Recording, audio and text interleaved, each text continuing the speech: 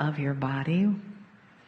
And just feel your breath going in there and expanding you. Expanding through you, your awareness, your heart, your Pleiadian, Lemurian soul. That part of you that knows what love really is. And that part of you that knows your divine self, the God that you are, the creator that you are, and the source of all love and wisdom that lives within you, so that when you hear it from without, you recognize it as your truth. Greetings, dear ones. I'm Kryon of Magnetic Service. My partner has learned to step aside quickly. It comes from being safe. In past energies, especially with those healers, readers, channelers, the time of preparation is to clear away the filters that say you're not safe. You're not safe to change your countenance, to go wide open, to receive. And so there's a moment of time where you work with that, which some have called the fears, the filters. And so you can see by the training that I have given you so far, the training that says this, that even in this new energy, you're evolving. And that evolution means this: you're safe. In times where you are not safe, you walk into a room that wasn't cleared. Don't gasp. It wasn't cleared, it didn't have to be. Because the clearing was accomplished by those who walked in. That's new. It means that the evolution of the human consciousness has already begun. You didn't have to wait to be reincarnated into a planet to capture that which you are evolving into. That will happen.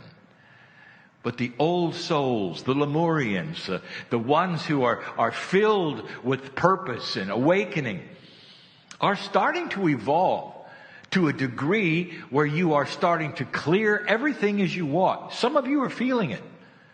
Some of you are questioning it because it's different and it's new.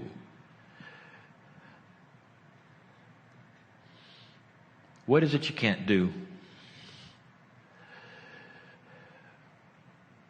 And there would be those in here who would give a list.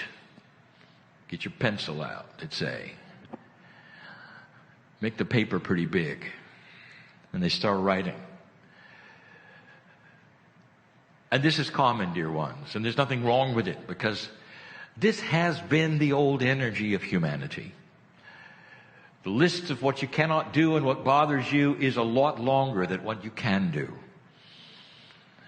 And that is an evolution step for you to move from the one paradigm to another, realizing that what it is you cannot do, and the list is not static, it's not forever, it's not really you, it's just you in an old energy. And you've carried it for so long that you have trouble seeing the new you. And yet so many of you are the new you.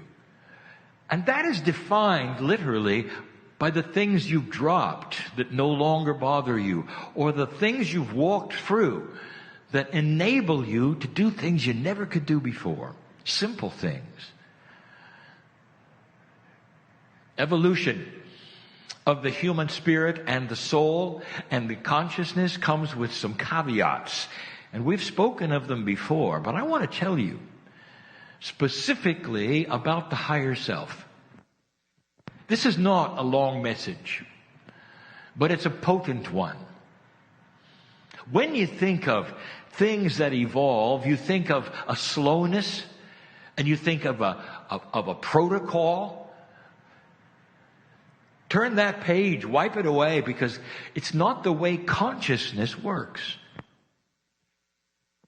Consciousness is almost logarithmic, if you want to look at a scientific mathematical term, in its acceleration. One thing leads to another, enhances something else, which then explodes in an awakening, and you move on. It sets the stage for things to come. So evolution, as you have seen it in the past in biology, what you think it is, would be slow, and it goes in layers, and it stays the same until something else happens. It stays the same until something else happens. Consciousness doesn't. When you start awakening to a higher consciousness, it then propels other things in your life because you awaken to one. The one then begats another, which begats 2 to 4 to 8. More than that, a logarithmic scale is not simply doubling. What is it I'm talking about? Where are you going with this, Kryon? I would like to tell you this, that elusive higher self is very much in reach. For those of you who are starting to evolve with a higher vibration of thinking. And that higher vibration of thinking starts with this. I'm magnificent. And that list of what I cannot do is going to be over there, and I think I'll burn it. I think I'll start a list of what I can do and forget the things that I cannot do. And that starts a process of improvement. Improvement of thought, improvement of personality, because you're free. The things you cannot do on the list is like chains. It's a burden for human beings. And you'll say, well, wait a minute, this is not my choice. I can't do these things because they're just part of my biology. Really. And you don't have any choice on your biology, right? No one's ever told you perhaps that you're in charge of your cells, or is that just too much for you to believe? What I'm telling you is there's nothing here that is not changeable. Even how you age is controllable. That starts to be enhanced. What are you going to have someday that is an anomaly, and we've talked about it before, and that is that there's going to be a group who start to live a lot longer than regular human beings. And that group of groups they have a name. And if I haven't given the name before, I'm going to give it to you now. Lemurians. Because they've figured it out. And they start to take the core teaching and enhance it to their lives and talk to the cellular structure, get rid of the lists that they cannot do, understand that they are God and their higher self is there as a helper, and the higher self begins to get closer and closer to that which some of you have called incorrectly the lower self. It starts to ally with your corporeal consciousness and body. The higher self becomes one with you in a way you didn't expect, faster than you could expect, and the results of it, longer life. Better thinking, smiling more, cheerfulness. We're going to get there. In this study today, we're going to get there. For those of you who are listening to this, have no idea what I'm talking about. We're talking about a study. And for those in the room, I'll tell you this, that the revelation that comes soon has to do with the inner child. All of the things that I'm speaking of now are not just doable, they're in the field for you. That is to say that the potential of everything I've just spoken of has your name on it. And yet the human being in an old energy will say, it sounds too hard. I've tried this before. It's hard to break habits. You're right. It takes something a little different than wishing, a little different than coming to a seminar. It takes you sitting with you and making statements and coming to a realization that you can change everything. And then there are those who say, it sounds good and I'm too old. And that's a filter. And that's a filter you're given every day on your broadcasts and media that say when you reach a certain age, you're hobbled and you cannot do this, therefore you need this substance and that. It's everywhere in your culture, dear ones. It's planned obsolescence of humanity. Telling you how old you are and then, therefore, how you function. Not to a Lemurian. An old soul awakening to a process that is not just spiritual, but makes sense, then will be able to control their own cellular structure, their biology, dropping things that don't work, living longer, because consciousness can do that. And that doesn't mean you have to be spiritual. It really doesn't. But it combines with spiritualness because that's the light. That's the reason. That's the love. And that then propels it forward.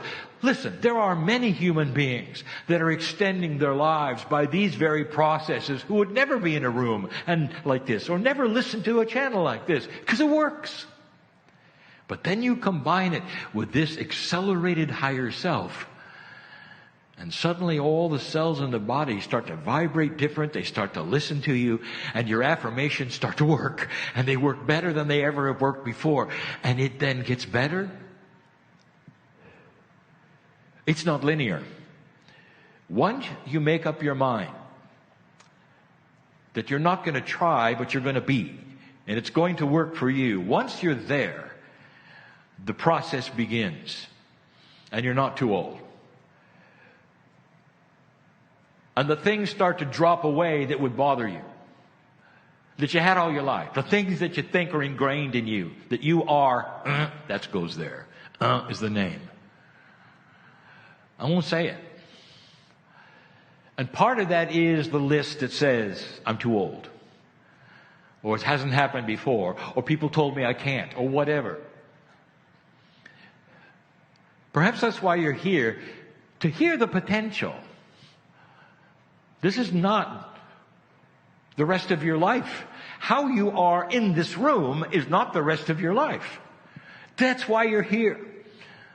To understand that the teaching wheel, in the essence of the very existence of it, is core teaching that says you are magnificent and you can be that which others say you cannot be. Why do you want to be what you are defined to be by a culture that has low energy? Have you ever thought that? Have you ever figured that out? Have you ever really thought about where is love in there? Where is compassion in there? The teaching wheel is core information that says you're born magnificent, and it gets better from there. The teaching wheel battles that which you call duality, which is the lack of oneness or the choice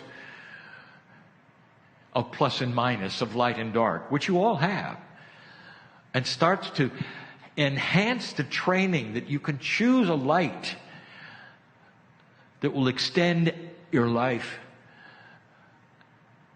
and change your chemistry. There are those who think that spiritual things are pretty heady. Worship, love of God, all of these things. And you get ready for it, and you group for it, and you dress for it, and you go to a building for it. And then it happens, and then you come home, and you undress for it. And you go away from the building, and then you're somebody else. Not understanding that spiritualness is your acceptance of God within. 24/7, not just the seminar. How many are you ready for that? Or really believe it? Or really believe that you can be someone else? Typically, the ones who are awakening as old souls now, demographically, are in midlife or beyond. And midlife is defined by your culture. Why don't you start defining it? How long you can live joyfully, without pain, without disease, without anomalies. even perhaps without the way you were born. All of it is changeable. Science is starting to come along with epigenetics, an unbelievable idea that actually your genetics don't control who you are, that you control who you are. And that the controlling factors hit the receptors that are environmental, which includes food, and then the big one, consciousness. You can change that which you perceive you are by how you think. That's science. Now, multiply that by 100, because the higher self gets involved with direction and intuition, love, compassion, holding your hand all the way and saying, listen, this is really true, and it's different than you thought, and you're not too old. There are those in here who are looking for answers, and there are some very simple issues: grief, pain, fear, very basic things. And I will tell you, dear ones, you're never alone in any of these, and every single one is solvable. To so many degrees, they're solvable. With time, they're solvable. And even the blackness that some of you may look at, I know who's listening here. Even the ones who believe they're dying, I know who's listening here. You're not, unless you believe what currently your cells are telling you, or currently what society is telling you, or currently what the darkness around you wants you to believe. But the higher self will come forward if you let it, and start recalibrating, realigning, and creating light in your life. And that's what it is to find God within, dear human being. That's what you're studying today. That's it for now. And so it is.